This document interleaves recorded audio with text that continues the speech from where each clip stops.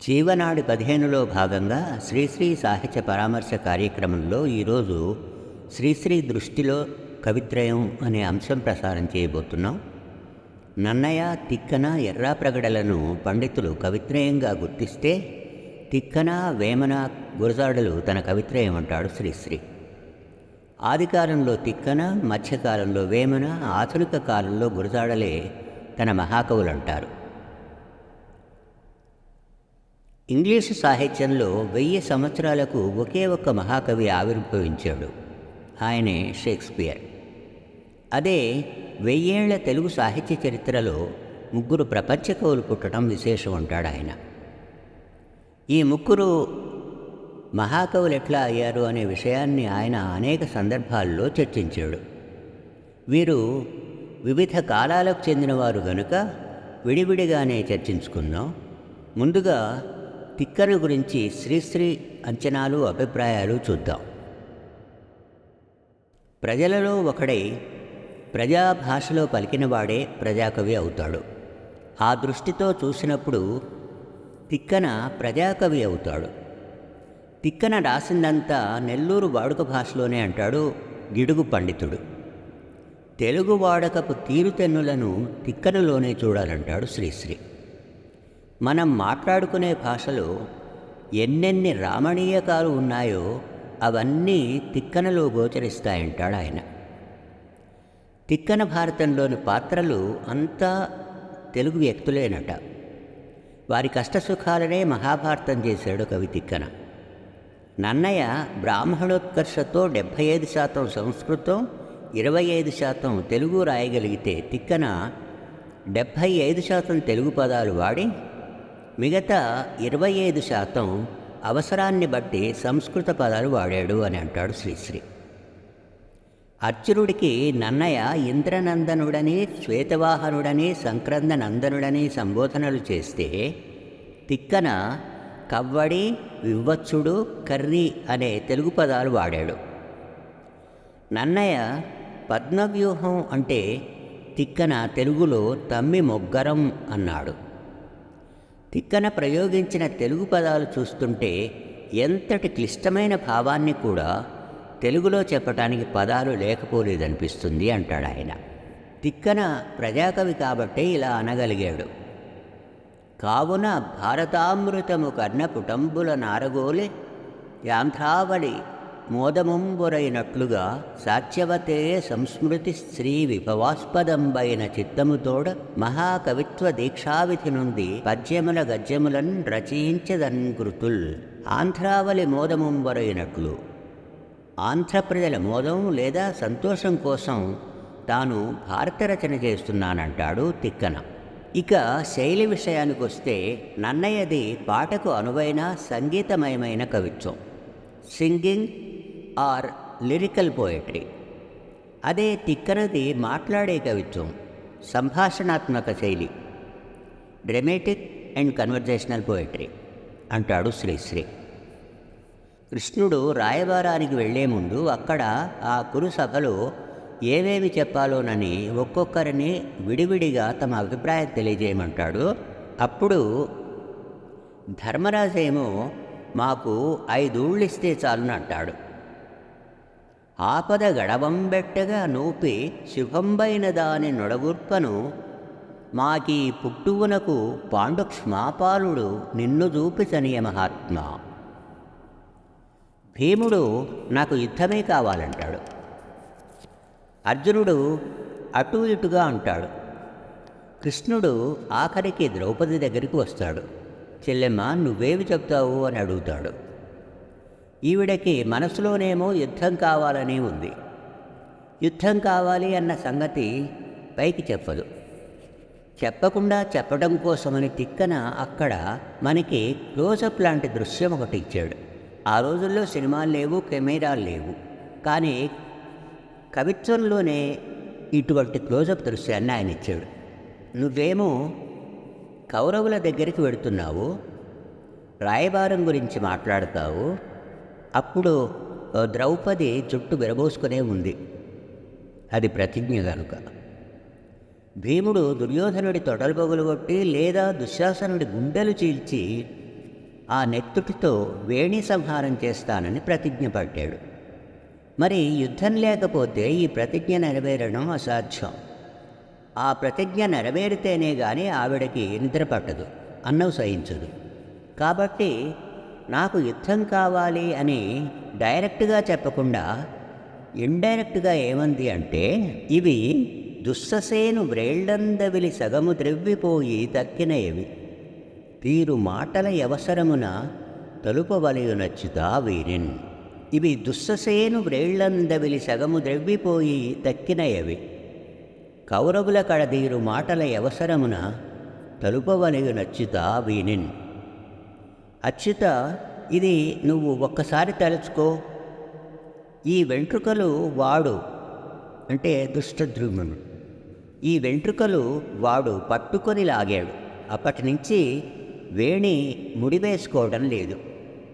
ఈ రాయబారానికి వెళ్ళిన సమయంలో చిందరవందర అయినటువంటి నా శిరోజాలని జ్ఞాపకం ఉంచుకో అని ఆమె అంటుంది. ఇంకొక విచిత్రం కూడా నాకు ఈ పద్యంలో గోచరిస్తుందంటాడు శ్రీశ్రీ. దీనిలో అచ్యుత అనే పదం యతి కోసం ప్రయోగించాడా?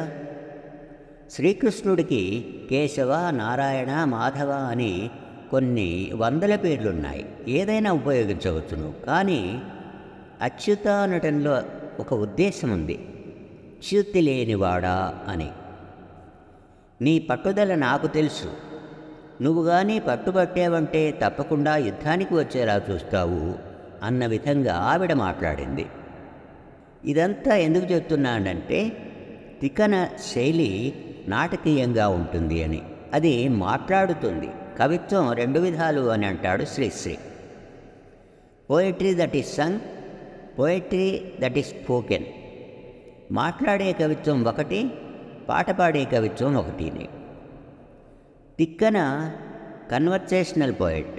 కృష్ణుడు, ధర్మరాజు, భీమార్జునులు, నకుల సహదేవులు, ద్రౌపది ఎదురెదురుగా కూర్చొని ఇష్టాగోష్ఠిగా హృదయపూర్వకంగా ఏ అరమరికలు లేకుండా ఫేస్ టు ఫేస్ మాట్లాడుకుంటారు. అది తిక్కన శైలి. ఇక తిక్కన గారి కవిత్వంలో తనకు డైలెక్టికల్ థియరీ కూడా కనబడుతుందంటాడు శ్రీశ్రీ. మార్క్స్ తర్కభాషలో అన్నట్టుగా thesis plus antithesis equal to synthesis లాగా ఆధునిక ఆంగ్ల కవి డిలాన్ థామస్ తన కవిత్వం గురించి తానే ఇట్లా చెప్పుకున్నాడు. మొదట తనకు ఏదో ఒక భావం మెదిలితే దానికి పూర్తి విరుద్ధమైన భావం సృష్టించి ఈ రెండింటికి మధ్య యుద్ధం చేయించి పోరాటం పెట్టి తగవులాడించి అందులో నుండి కడకు ఒక సమన్వయ భావ సమన్వితంగా కవిత్వం వెళుతానంటాడు. అట్లానే తిక్కన గారి హరిహరనాథ కల్పనలో తనకు ఈ ధోరణిగా గోచరిస్తుందంటాడు శ్రీశ్రీ. శ్రీయన గౌరినాబరగు చెల్వకు చిత్తము పల్లవింప భద్రాయితమూర్తి అయి హరిహరంబగు రూపముదాల్చి అన్నప్పుడు హరిహర విభేదం చెప్పకుండా చెల్వలకు అనే బహువచనం ప్రయోగించక చెల్వకు అని చెప్పి ఒక కాంపోజిట్ ఇమేజ్ ప్రసాదించాడు తిక్కన అంటాడు. అలాగే మరో చోట హరిహరనాథునకు మరుత్సరిదాకల్పిత మనోజ్ఞ చరణ శిరస్సుందరమూర్తికి అంటాడు. అంటే విష్ణువుకు గంగ కాళ్ల వద్ద ఉంటే శివుడికి శిరస్సు మీద ఉంటుంది. ఈ విరుద్ధ భావాలను తీసుకుని ఒకటిగా గండరించి చరణ శిరస్సుందరమూర్తి అంటాడు తిక్కన. బహు క్లిష్టమైన మనోజ్ఞమైన ఊహ. అట్లానే త్రిభువన శుక దృఢపంజర విభవ మహితునకు సమస్త విష్టప నిర్మూక భుజంగపతికి అఖిల జగద భిన్న రూపునకు భావనాతీతునకు అనే పద్యంలో కూడా రెండు విరుద్ధ కల్పనలున్నాయంటాడు శ్రీశ్రీ. విష్ణుమూర్తి ఏమో త్రిభువన శుక దృఢపంజరం, అంటే మూడు లోకాలు అనే చిలుకను పంజరంగా కలిగినవాడు, అంటే మూడు లోకాలను తనలో ఇముడ్చుకొని రక్షించే రక్షకుడు. ఇక శివుడేమో సమస్త విష్టప నిర్మోక భుజంగపతి, అంటే పాము కుబుసం వదిలినట్టుగా సమస్త లోకాన్ని వదిలివేసిన సన్యాసిరాజు శివుడు అనే విరుద్ధభావం ఉంది. ఈ రెండింటిని డబుల్ ఎక్స్పోజర్లు లాగా కలిపి అభిన్న రూపునకు భావనాతీతులకు అన్నాడు తిక్కన. ఇక పై కందపద్యం నడకలో మరో చిత్రమైన అందం కూడా ఉంది అంటాడు శ్రీశ్రీ.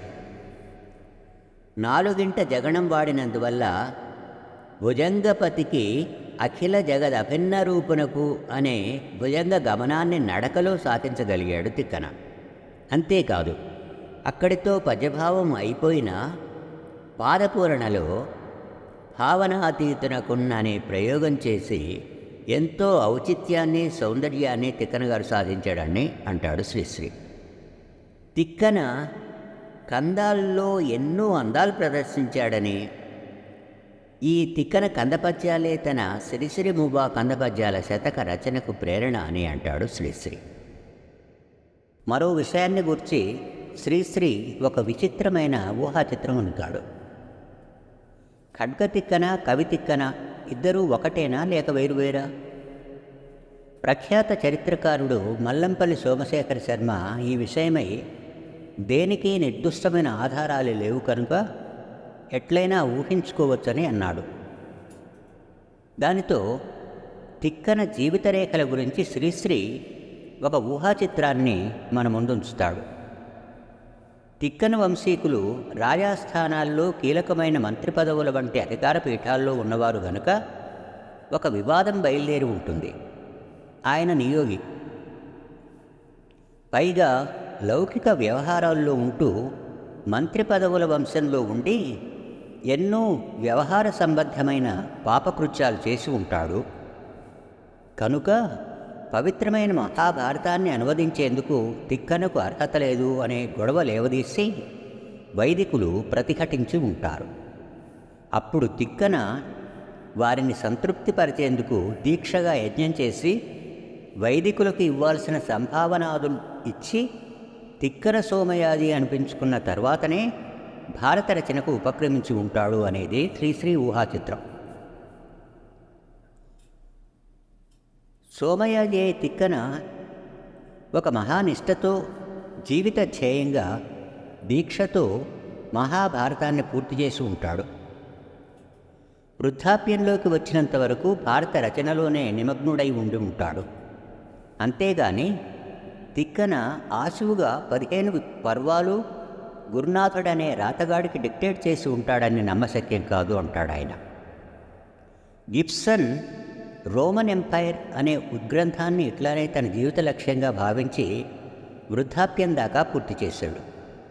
ఆఖరు అధ్యాయంలో ఆఖరు లైన్లో ఆఖరు పదం రాసి ఫుల్ స్టాప్ పెట్టి కలం కింద పెట్టేసిన తర్వాత గిబ్సన్ మనో ప్రవృత్తి ఎట్లా ఉంటుందో చిత్రీకరించాలనే ధోరణిలో ఒకరిద్దరు ఆంగ్లంలో నాటకాలు కూడా రాశారు. అట్లానే మహాభారతం పూర్తి చేసిన తర్వాత తిక్కన గారి మనోభావం ఎట్లా ఉంటుందో ఊహిస్తూ మనోజ్ఞమైన రేడియో నాటిక సంహిత సమాప్తి ఒకటి వచ్చింది. దీనిని జలసూత్రం రుక్మిణీనాథ్ శాస్త్రి రచించాడు. నన్నయ్య ఏ 30-35 ఏళ్లకో తనువు చాలించి ఉంటే తిక్కన 60-70 ఏళ్ల వయసు వరకు జీవించి ఉంటాడనేది శ్రీశ్రీ ఊహ. కవి తిక్కన జీవనరేఖలు స్పష్టంగా మన ముందు లేవు గనుకనే శ్రీశ్రీ ఈ ఊహా చిత్రం మన ముందు ఉంచాడు. ఇది తిక్కన కవిత్వాన్ని గురించిన శ్రీశ్రీ విశ్లేషణ. మీరింతవరకు జీవనాడి 15లో భాగంగా శ్రీశ్రీ దృష్టిలో కవిత్రయం అనే కార్యక్రమంలో భాగంగా తిక్కనను గూర్చిన శ్రీశ్రీ అభిప్రాయం విన్నారు. వచ్చే వారం జీవనాడి 16లో శ్రీశ్రీ దృష్టిలో కవిత్రయం కొనసాగింపుగా వేమన కవిత్వంలోని విశిష్టతను శ్రీశ్రీ అంచనా వేసిన తీరు పరిశీలిద్దాం. ఈ కార్యక్రమం మీకు నచ్చినట్టయితే లైక్ చేయండి, కామెంట్ బాక్స్లో మీ అభిప్రాయం రాయండి, మీ మిత్రులకు షేర్ చేయండి. మర్చిపోకండి, స్వేచ్ఛ టీవీ యూట్యూబ్ ఛానల్ సబ్స్క్రైబ్ చేయండి. సెలవు.